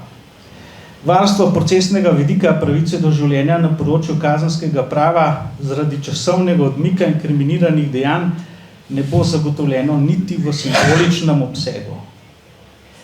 Zakon o popravi krivic, ki ureja pravico do povrnitve škode in pravice iz pokojninskega in invalidskega zavarovanja bivšim političnim zapornikom in svojcem žrtev povojnega protipravnega odvzema življenja, postopek za uveljavljanje teh pravic ter organe, ki odločajo o teh pravicah, posebne pogoje in postopek za spremembo pravnomočne kazenske sodbe je Državni zbor sprejel z velikim časovnim zamikom, to je šele leta 1996. Po določbi 3. odstavka 3. člena se za žrtev povojnega protipravnega odvzema življenja ob izpolnjenih pogojih iz 2. člena, kjer imamo še vedno noter lex incerta inkriminacijo, pa na ta problem nadalje ne bom šel, po tej določbi se šteje za žrtev tudi oseba, ki je bila usmrčena brez obsodbe sodišča, v našem primeru ranjenci, bolniki in invalidi, vojni ujetniki. Priznana jim je pravica do odškodnine. Po določbi 8. člena Zakona o popravi krivic imajo pravico do izdaje mrliških listov in obeležitve grobov, če to še ni bilo storjeno, v skladu s posebnim zakonom. Zakon o vojnih grobiščih je bil sprejet z nadaljnjim časovnim zamikom leta 2003. V 4. členu je opredelil grobišča žrtev vojne po vojni usmrčenih oseb, da ne bom navajal, zaradi neustreznih rešitev Zakona o vojnih grobiščih ter neučinkovitosti izvršilne oblasti pri varstvu navedenih grobišč je bil leta 2015 sprejet Zakon o prikritih vojnih grobiščih in pokopu žrtev, ki je seveda uredil več pomanjkljivosti in pospešil delo Komisije Vlade Republike Slovenije za reševanje vprašanj prikritih grobišč. Osebno menim, da bi zaradi zagotavljanja večje neodvisnosti in operativnosti bilo potrebno koncept vladne komisije spremeniti v smeri neodvisne agencije z bistveno širšim vsebinskim spektrom delovanja, ker se na ozemlju Slovenije nahajajo posmrtni ostanki oseb različnih držav, bi bilo smiselno pravno podlago delovanja navedene agencije preoblikovati v posebni mednarodni pogodbi. S prevelikim časovnim zamikom smo dobili nujno potrebno elektronsko evidenco vojnih grobišč in prikritih grobišč. Število prikritih grobišč je naravnost osupljivo, saj presega 700 lokacij. Enotnega poimenskega seznama obravnavane kategorije žrtev država še vedno ni izdelala. Učinkovit in pravočasen sistem identificiranja vseh žrtev ni bil vzpostavljen. Posledično je izostalo tudi izčrpno obveščanje svojcev žrtev o usodi pogrešanih po uradni dolžnosti. Zakonska ureditev je v veliki meri pobudo za postopke sanacije kršitev prevalila na svojce žrtev. Se opravičujem, če boste lahko počasi zaključili. Ja, prav, bom kar en del preskočil. Osvoboditev maja 1945 bi za kvalificirane vojne ujetnike iz vrst ranjencev, bolnikov in invalidov po standardih mednarodnega humanitarnega prava morala pomeniti takojšnjo osvoboditev in repatriacijo, če je šlo za državljane tujih držav. Grobovi v spopadih umrlih oseb bi morali biti nedotakljivi. Vsakršen nastanek grobov po koncu vojne zaradi protipravnih odvzemov življenja pa je prepovedan po mednarodnem pravu. Zgodilo se je drugače, ker jih je dosegla tako imenovana roka maščevalka. Tako protipravno ravnanje je kršilo celo vrsto temeljnih človekovih pravic, ki so varovane v sklopu mednarodnega humanitarnega prava. Pravica do življenja, telesne nedotakljivosti, osebnega dostojanstva, prepovedi mučenja in nečloveškega ravnanja, pravice do groba in pietetnega spomina. Ena od glavnih ugotovitev je, da Republika Slovenija ni uspela zagotoviti učinkovitega varstva človekove pravice do življenja in do varstva osebnega dostojanstva, tako žrtev kot tudi svojcev. Kljub vrsti zakonskih ukrepov, pomemben del kršitev še vedno ni odpravljen. Glede na najmanjše standarde ravnanja z mrtvimi osebami, ki izhajajo iz mednarodnega humanitarnega prava, lahko rečemo, da ima Republika Slovenija velike težave pri njihovem učinkovitem zagotavljanju.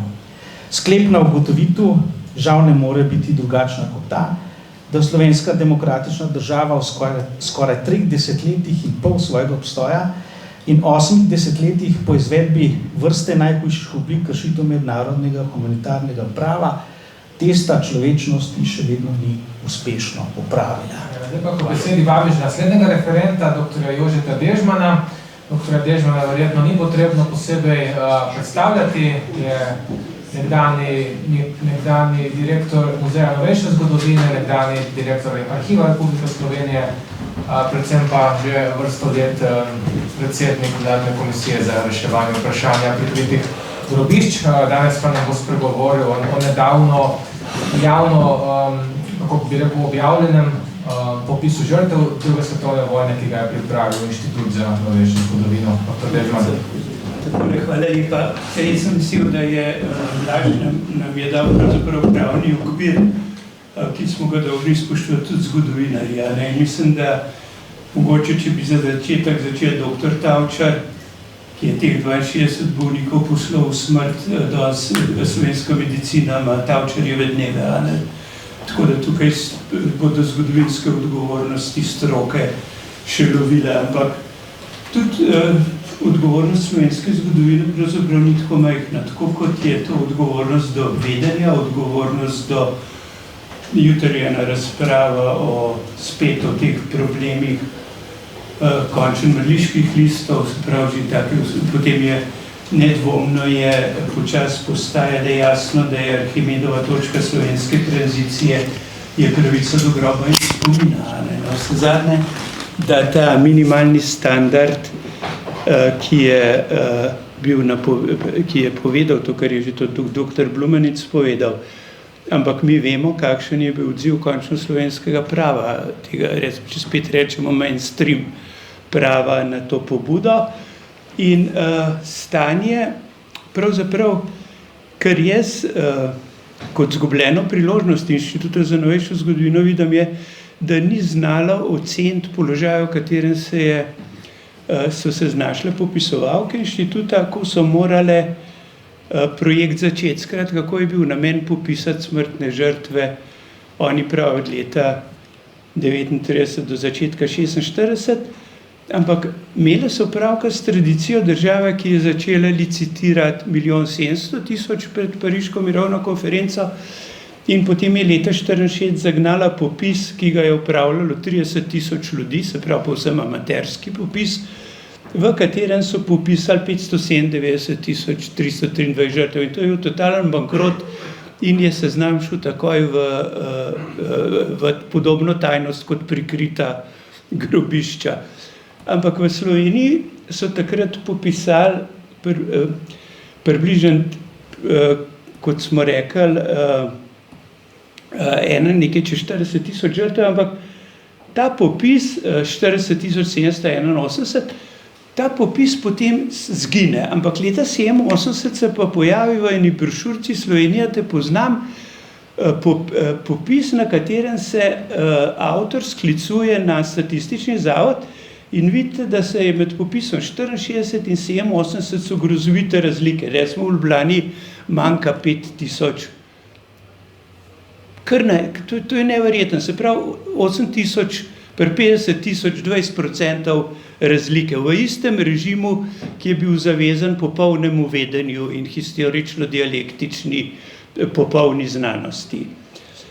In če pogledamo zdaj, kako je možen, da Inštitut za novejšo zgodovino ni dal ocene režima, ki pusti za sabo nekaj, in to je samo povzemam, to, kar sem že večkrat pisal, to je bil režim, ki ni znal prešteti ne mrtvih, ne živih pravzaprav, in režim, ki ni bil sposoben demografskih evidenc vzpostaviti. Se pravi, to sploh ni bila država. In spet ponavljam, če se začne to po Grolu kot klavanca, država klavanca, potem preide v državo lažnivko. In to, v kakšno stanje so trčile te boge punce, ki so popise delale, to vam jaz povem, ker jaz sem takrat pa naredil že en popis, kjer sem med 36.000 prebivalci okrožja Jesenice partizanskega sem popisal okrog 15.000 ljudi in sem v matičnih knjigah videl cele strani ljudi brez evidenčne matične številke. To pomeni, da jih je hudič vzel. Se pravi, to ni bila država, to ni bila, ko smo dobili evidenčne matične številke, bi mogli za ljudi brez evidenčnih matičnih številk ugotoviti, da so živi ali mrtvi. Saj približeno, ne. In če pogledate, se pravi, z 2,7% pridemo potem v tisti partizanski štoriji na oceno 46.000 režimsko očiščenih žrtev in v fusnoti je 9.000 domobrancev in 5.000 padlih v nemški vojski. In pa sedanje stanje 100.000, kjer je, če delimo to na čaščene in zamolčane, je približno 50.000 režimsko priznanih žrtev in 35, ampak to mislim, da bomo 13.000 je še faktor X-a, ne. Ampak dejstvo je, da slovensko zgodovinopisje ni ocenilo države morilke in države lažnivke tako, kot bi bilo treba. To je velika odgovornost Inštituta za novejšo zgodovino, da ni zmogel ene minimalne ocene, s čim se je srečal. Potem je seveda ta popis je napredoval in se pojavljajo, kot vidite, recimo 2005 je državljanska vojna po teh vidnih parametrih ocenjena na nekaj na 20.000, čez 18 let to število naraste na ene 27.000, se pravi, taki pocenjujemo okrog 30.000. Slepota za državljansko vojno je grozovita odgovornost zgodovinske stroke.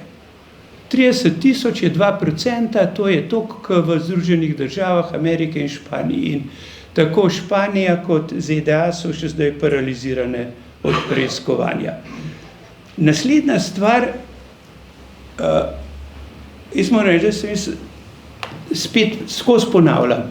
Moj zadnji pogovor z gospod Jasno Horvat, direktorico inštituta, je bilo tako, da so telefoni izleteli, ker ji ni mogla razumeti, da je treba narediti šifrant za tak popis. In zdaj imamo tukaj, poglejte, en pojme, to so vojne vloge. Aktivist OF, aktivist OF iligalc, pa sodelavec partizanskega gibanja. Aktivist OF je neumnost. Sodelavci partizanskega gibanja pa seveda imajo hierarhijo. Ali so komunistični blok, ali so politične organizacije, ki so v bloku zraven, ali so pa kar tako. Ampak, se pravi, to so neke čudne besede. Tudi jaz ne vem, glede na to, da je bil računalniški nivo tega popisa, je bil približno na nivoju enega centra uporabnikov, centra za socialno delo, ne? Ampak, poglejte, ta partizanski blok ima kar kategorije, kar tako, partizanski dezerter, skrivač, knoj, narodna zaščita. To je kurji foter, kako boš iz tega prebral in seštel pri trezni pameti, da boš vedel, da imaš vse pojme zajete. Še hujše je pri tem protikomunističnem bloku, kjer je še večja teologija. Kaj? Ampak to lahko zdaj govorimo, kjer so, hvala Bogu, ta popis odprli za javnost. Prej tega nismo mogli vedeti. Prej so bili v slonokoščenem stolpu znanosti in so nam prodajale številke. Neverjeten natančne, da bi človek jim se celo verjel kdaj, ne. Kako iz tega kaj seštet?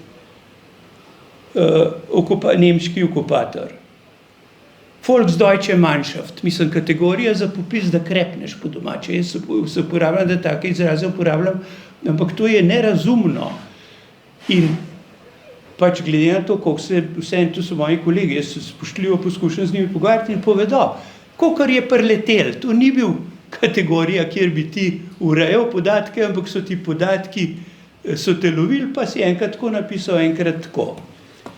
Potem tukaj pa nastopa že resna reč. Umorjeni, streljeni, to sta dve kategoriji, ki imata vsaka približno 10.000 vpisov kot vzrok smrti. Če kdo na tem svetu ve, kaj bi bila razlika, in zdaj, če se gremo z Blažem, kaj bomo mi definirali pravno? A je uboj, a je umor, a je kakšno drugo, ampak to je spet kurji futer. Se pravi, šifrant ni bil dorečen, za 20.000 ljudi ne vemo, zakaj se gre.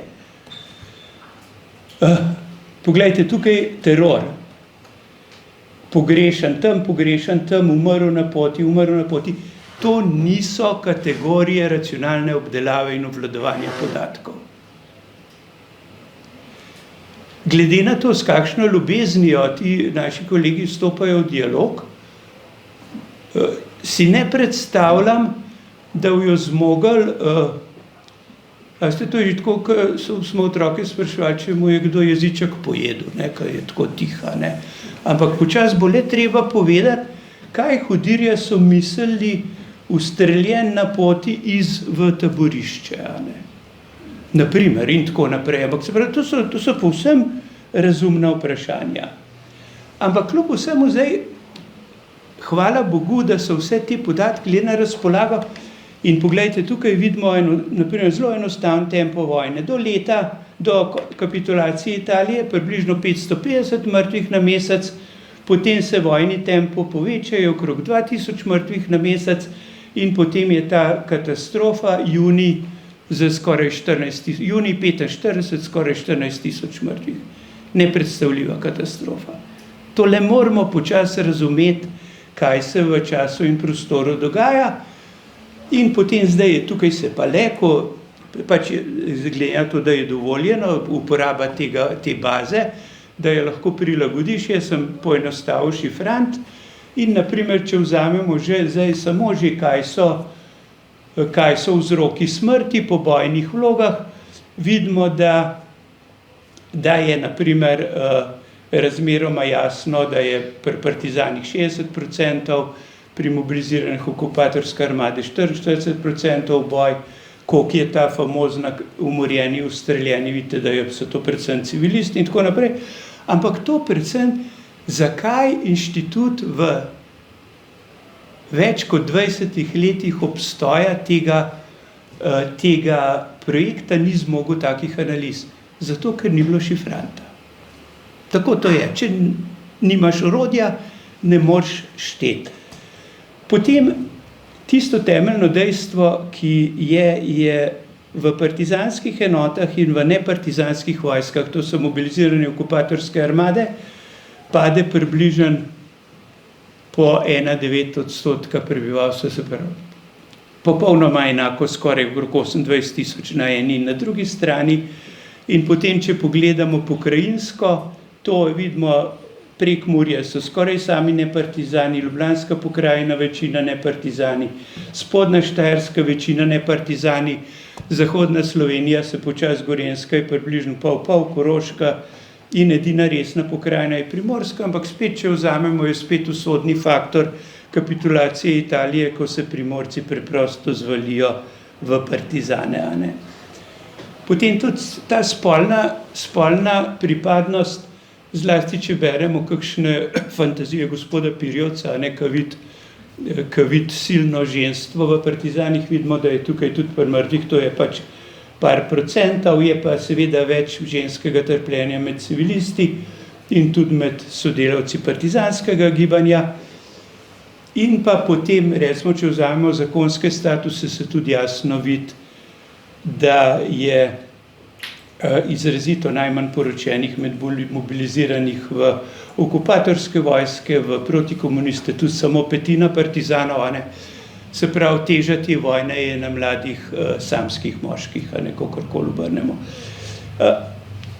Seveda, lahko se vprašamo, a je bilo potrebno, da je inštitut te podatke toliko let skrival in onemogočal njihovo racionalno rabo. Ker vse te analize, ni zato, da bi se videla, ampak tukaj sem naredil, recimo, bom samo seštevek povedal, tukaj gre po mesecih, po vlogah, lahko seštejemo v bistvu človeka po človeka, ki je bil. Ampak seštevek do kapitulacije Italije je nad 18 000 mrtvih Slovencev, 638 mrtvih nemških okupatorjev in 994 mrtvih italijanskih okupatorjev. Proti komu je bila ta vojna uperjena?